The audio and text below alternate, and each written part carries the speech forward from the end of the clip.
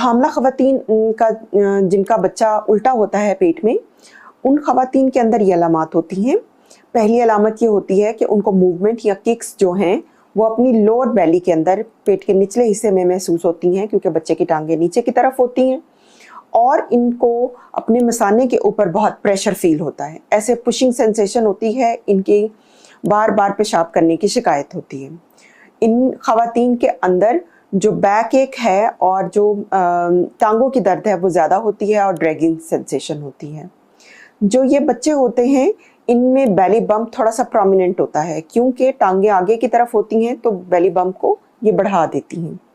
तीसरा ये होता है कि सांस लेने में या फिर खातून के खाने पीने में एसिडिटी होने के प्रॉब्लम ज़्यादा होते हैं, क्योंकि बच्चे का सर मैदे के करीब होता है और फेफड़ों को प्रेशर देता है, मैदे को प्रेशर देता है, तो उन्हें दिक्कत होती है खाने पीने में और सांस लेने में।